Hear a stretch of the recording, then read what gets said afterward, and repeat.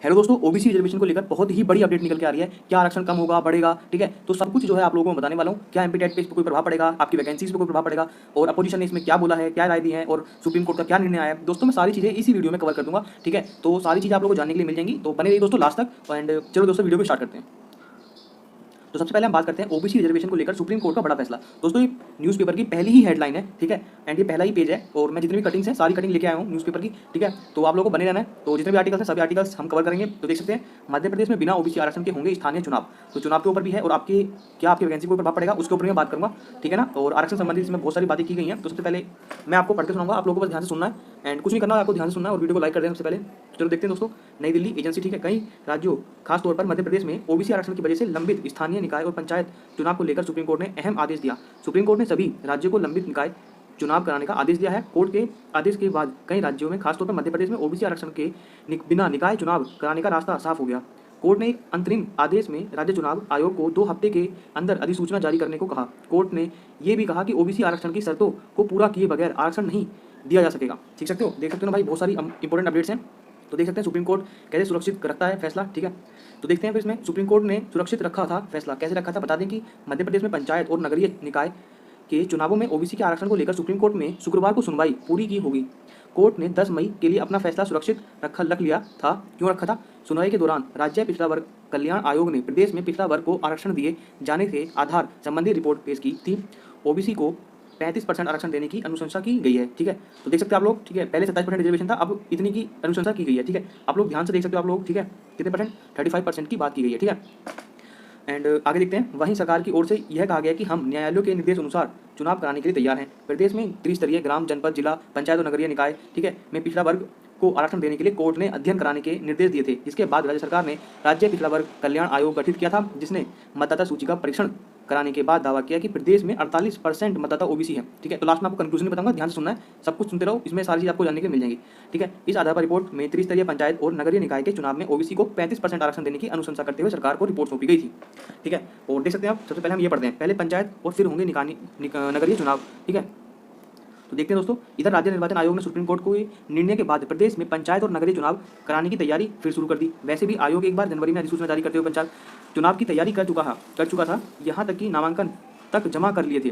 ठीक है, लेकिन बाद में अधिसूचना को हाईकोर्ट के निर्णय के बाद निरस्त कराना पड़ा था। लेकिन अब नए संदर्भ में एक बार फिर चुनाव कराने की दोहरी चुनौती आ खड़ी हुई है। ठीक है, सुप्रीम कोर्ट ने भी 15 दिनों के भीतर अधिसूचना जारी करने का आदेश दिया।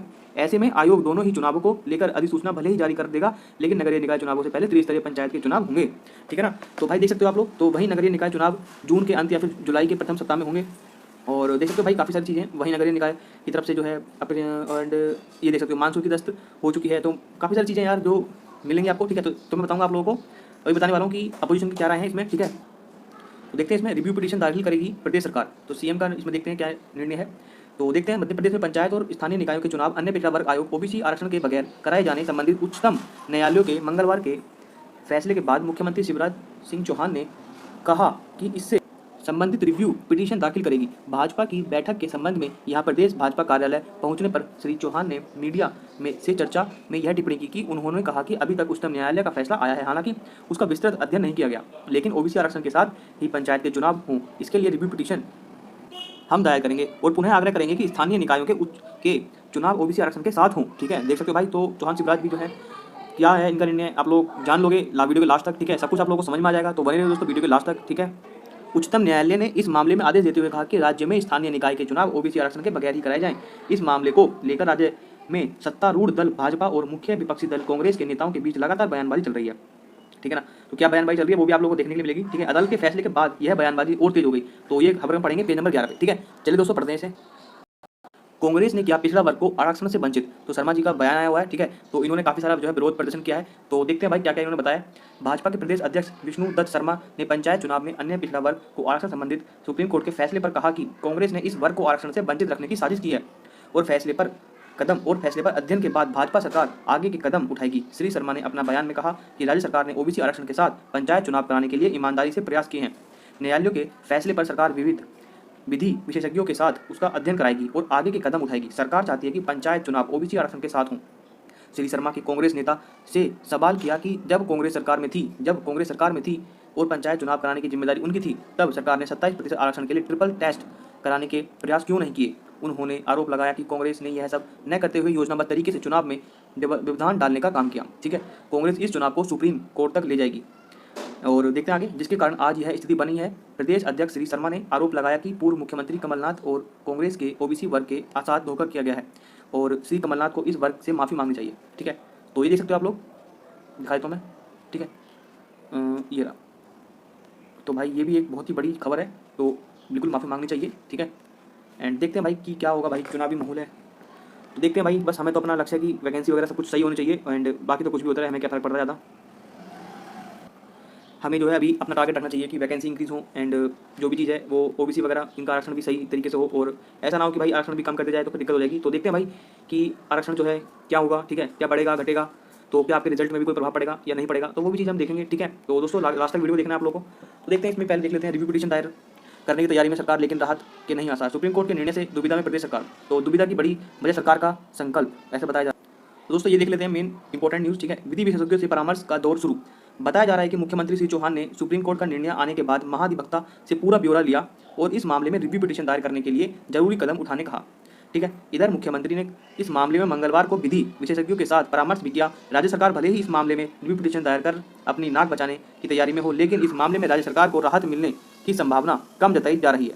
ठीक है, और देखते हैं भाई कि क्या होगा। दरअसल सुप्रीम कोर्ट ने इस मामले में राज्य सरकार को फटकार भी लगाई और लेट लतीफ़ी के लिए उसे खरी खोटी भी सुनाई।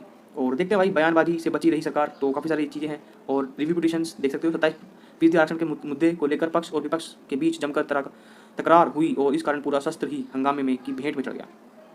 तो भाई दिक्कत तो है, अब देखते हैं भाई कि क्या होने वाला है। ठीक है, तो जल्दी ही कोई अपडेट मिलेगी तो मैं आप लोगों को बताऊंगा। ठीक है ना, तो जो भी चीज़ मैं बताया आपको समझ में आ गया होगा। एंड यदि आप लोगों ने वीडियो शुरू से नहीं देखी है तो वीडियो को शुरू से देखना है एंड लास्ट तक देखना है। तो देख सकते हो आप लोग सुप्रीम कोर्ट के फैसले पर प्रतिक्रिया जो मैंने बताई थी आपको, रिव्यू पिटीशन दाखिल करेगी प्रदेश सरकार, भूपेंद्र सिंह ने कहा है। और देख सकते हो आप लोग, ठीक है, तो पढ़ सकते हो, बस यही चीज़ है। तो बस ठीक है, मिलते हैं दोस्तों नेक्स्ट वीडियो में। कोई अपडेट होगी तो मैं आप लोगों को सबसे पहले इस चैनल पर आप लोगों को मिल जाएगी। ठीक है, तो मिलते हैं अगली वीडियो में। जय हिंद, जय Bharat.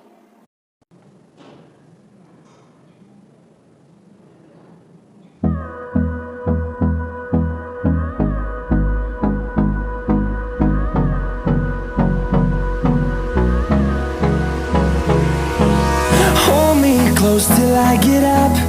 Time is barely on our side.